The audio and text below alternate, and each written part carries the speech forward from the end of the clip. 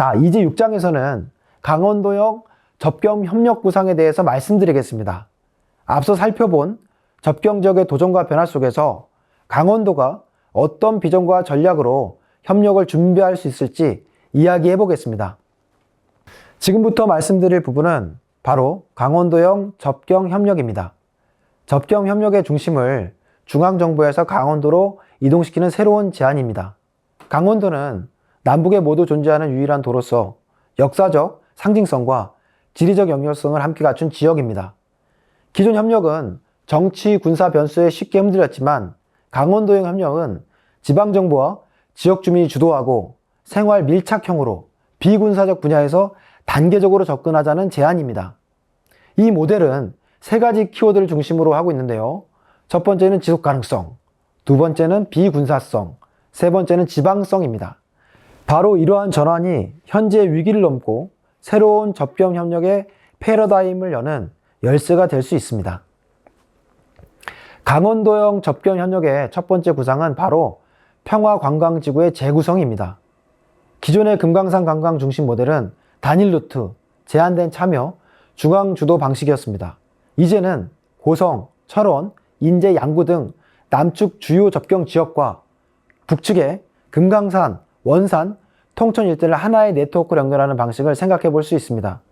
이 구상은 단순한 관광이 아니라 생태, 역사, 문화, 안보 자원을 연계한 통합적 개발 모델입니다. 이를 통해서 남북 주민이 함께 만들고 이용하는 공유된 접경 관광 권역을 조성할 수 있습니다. 더불어 지방정부가 주도하고 민간이 참여한 형태로 설계한다면 중앙정치의 영향을 덜 받는 지속가능한 구조도 만들 수 있습니다. DMZ와 접경 지역은 세계적으로도 드문 생물 다양성의 보고입니다.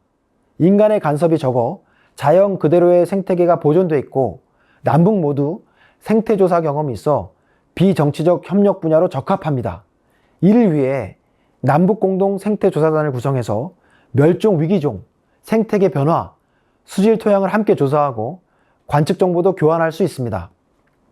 나아가 AI 기반 생태지도, 생물자원 DB, 위성 드론을 활용한 디지털 생태 모니터링 체계도 구축할 수 있습니다. 이 플랫폼은 국제기구와의 협력으로 확장 가능하며 갈등을 넘는 과학기술 기반 협력 모델이 될 수 있습니다. 청소년 교류는 정치 갈등과 무관하게 지속 가능한 협력 분야입니다. 분단 이후 태어난 세대의 접경은 전쟁보다 일상의 공간으로 다가옵니다. 강원도 철원 고성 등에서 DMZ 평화캠프 또는 생태교육과 역사 워크숍 같은 체험형 교류 프로그램이 가능합니다. 남북이 함께 쓸 수 있는 공동 교재와 콘텐츠를 개발하거나 웹툰, 게임, 영상 등 디지털 교육 자료도 제작할 수 있습니다. 국제 청소년 포럼 등 해외 기관을 연계해서 로컬 글로벌 플랫폼도 구축할 수 있습니다. 궁극적으로 청소년 교류는 미래 세대의 평화 감수성을 키우는 핵심 전략이 될 것입니다. 기후위기와 자연재해는 군사분계선을 가리지 않고 발생합니다. 접경 지역은 산천과 하천, 생태계가 연결된 공유 자원이기 때문에 비정치적인 협력 분야로 접근이 가능합니다. 예를 들면 산림 병해충 방제나 산불 조기 감시 체계 구축, 이런 것들은 강원도 산림을 중심으로 남북이 공동 대응해 나갈 수 있습니다. 또한 임진강, 한탄강 같은 공유 하천을 함께 관리하고 댐 방류 정보와 홍수 예보 시스템도 연계할 수 있습니다. 기후 데이터 공동 관측이나 기후재난 대응 훈련 또는 교육 프로그램도 함께 운영할 수 있습니다. 이런 협력은 환경과 생명을 지키는 일이라는 점에서 군사적 긴장과 상관없이 정당성과 필요성이 확보되는 영역들입니다.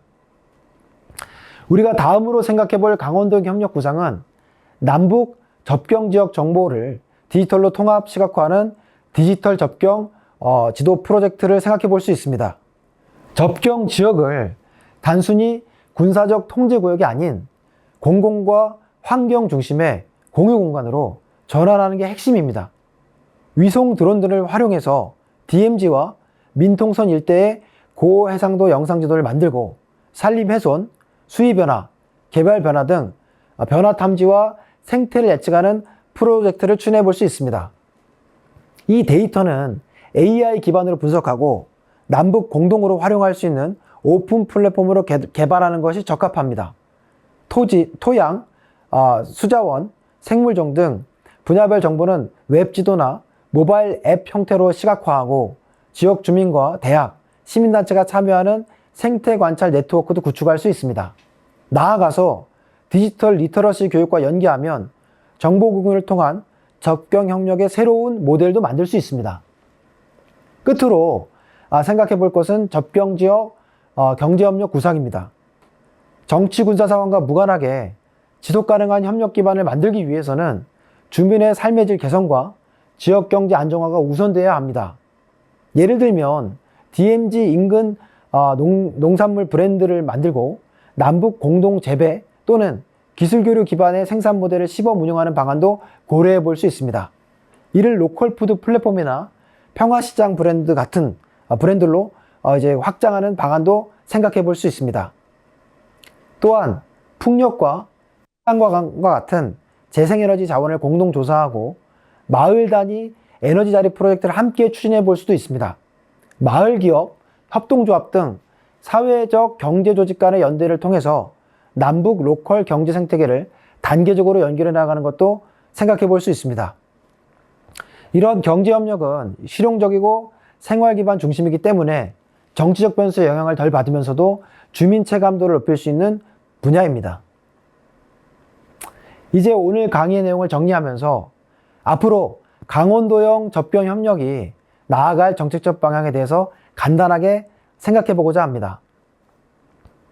지금까지의 접경 협력은 중앙정부 중심으로 정치 상황에 크게 좌우되는 단발성 이벤트 위주였습니다.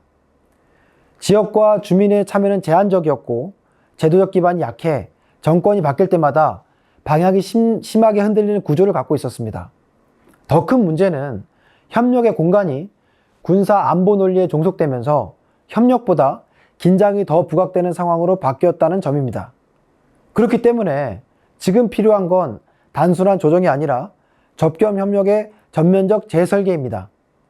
접경 지역은 갈등의 공간이자 동시에 잠재적 통합의 실험장입니다. 기존 방식으로는 지속 가능성, 주민 체감, 실질 효과 모두가 한계를 갖습니다. 그렇기 때문에 이제는 지방 중심의 비군사 협력 모델로 전환이 필요한 시점이라고 할 수 있습니다. 통일은 어느 날 갑자기 오는 사건이 아니라 작은 교류와 반복된 협력, 그리고 신뢰의 축적을 통해 다가옵니다. 그런 의미에서 접경은 남북이 실제로 만나고 협력할 수 있는 공간이 되어야 합니다. 접경 협력은 단순한 교류가 아니라 통일을 준비하는 가장 현실적이고 실천적인 무대라고 할 수 있습니다. 제도적 통합에 앞서 사회적 통합을 실험해보는 공간으로, 그리고 생활 협력, 생태 연계, 교육 교류를 통해서 남북 간의 공동체 감각을 회복하는 공간이 바로 접경 지역이 될 수 있습니다. 갈등을 관리하는 공간에서 협력을 실험하는 공간으로, 더 나아가 통일 한반도의 공동체를 조성하는 공간으로 전환하는 과정이 필요합니다. 이제 이념 중심의 통일 담론을 넘어서 구체적인 실천으로 이어지는 접경 중심의 새로운 통일 경로를 상상해 보아야 될 때입니다. 지금까지의 접경 정책은 중앙정부 중심으로 위에서 내려오는 방식이었습니다. 그런데 이런 구조는 협력하는 사람과 혜택을 받는 사람이 다르다 보니 현장에서 느끼는 체감도도 낮고 지속성도 떨어졌습니다. 이제는 방향을 바꿔야 될 때입니다. 시민이 참여하고 지역이 주도하는 구조로 전환되어야 합니다. 주민, 시민단체, 지역 전문가들이 정책 기획과 실행에 직접 참여할 수 있는 통로를 만들고 수기 토론을 하고 주민 참여와 예산을 늘리고 제한형 사업과 같은 정책의 민주화도 함께 이루어져야 합니다. 교육과 관광, 생태, 청년 교류와 같은 생활권 협력이 필요하고요. 시민이 직접 콘텐츠를 만들고 주도할 수 있는 분야도 추가되어야 합니다. 이제는 중앙정부의 승인만 기다릴 게 아니라 지방이 기획하고 실행하는 주체가 되는 구조로 바뀌어야 될 때입니다. 그리고 접경 정책은 더 이상 통일 정책의 하위 개념이 아니라 남북 관계를 바꾸는 하나의 독립된 정책의 영역으로 바꿔나가야 합니다. 접경 협력이 지속 가능하기 위해서는 세 가지 핵심 조건이 필요합니다. 첫 번째는 제도화인데요. 협력이 정권이나 정세 변화에 흔들리지 않도록 법적, 행정적 기반을 강화해야 합니다. 남북협력기금 그리고 접경협력특별법 같은 제도 정비와 함께 중앙과 지방과 시민단체 간의 권한과 책임을 분산하는 구조가 필요합니다. 두 번째로는 지방 분권과 지역 자율성 강화가 필요합니다. 지방정부가 직접 기획하고 실행할 수 있는 실질적 권한을 보장하고 접경지역 주민과 단체가 참여하는 로컬 거버넌스 체계를 구축해야 합니다. 중앙정부는 이제 조정자와 보장자 역할을 집중해야 될 때입니다. 끝으로 중요한 것은 단계성과 축적성입니다. 단기 성과보다는 작게라도 축적 가능한 협력을 우선해야 합니다. 먼저는 3단계를 생각해 볼 수 있는데요. 파일럿 프로젝트를 추진해보고 이것을 제도화하고 확산하는 것을 생각해 볼 수 있습니다. 이러한 방법들을 통해서 변화에 흔들리지 않는 접경 협력의 토대를 마련할 수 있습니다. 강원도는 남북이 공유하는 유일한 도입니다. 분단의 상징인 동시에 연결과 협력의 공간이기도 합니다. 이곳에는 자연이 있고 역사가 있고 사람이 있고 현장이 있습니다. 접경 협력의 한계와 실패를 가장 가까이에서 경험한 만큼 새로운 출발의 최적지이기도 합니다. 강원도형 접경 협력은 중앙이 아닌 지역이 주도하는 평화의 실험장이 되어야 합니다. 군사적 긴장이 아닌 사람 중심의 신뢰회복, 남북 주민이 함께 그려가는 작은 통일이 일상화되어야 하는 공간이 되어야 합니다. 앞으로 우리가 해야 할 일은 분명합니다. 협력의 구조를 만들고 참여의 문을 열고 일상의 변화를 평화로 증명하는 것, 평화의 미래를 강원도에서부터 시작해 볼 수 있습니다. 자, 지금까지 우리는 남북 접경 협력과 강원도의 역할에 대해서 생각해 봤습니다. 오늘 강의는 단지 과거의 사례만 돌아보는 데서 그치지 않고 지금 우리가 서 있는 접경 현실을 직시하고 어떤 상상력과 준비가 필요한지 함께 생각해 봤습니다. 접경 지역은 여전히 갈등의 공간이지만 동시에 미래를 바꿀 수 있는 가능성이 무한한 공간이기도 합니다. 그 변화를 이끌어갈 열쇠는 바로 지역과 시민 그리고 일상에 있습니다. 작은 협력, 지속 가능한 실험, 사람 중심의 전환이 축적될 때 접경 협력은 평화의 공간으로 다시 태어날 수 있습니다. 강원도에서 시작되는 작은 변화가 남북 관계를 바꾸는 큰 흐름으로 이어지길 기대해 봅니다. 그럼 이것으로 오늘 강의는 마치겠습니다. 끝까지 경청해 주셔서 감사합니다.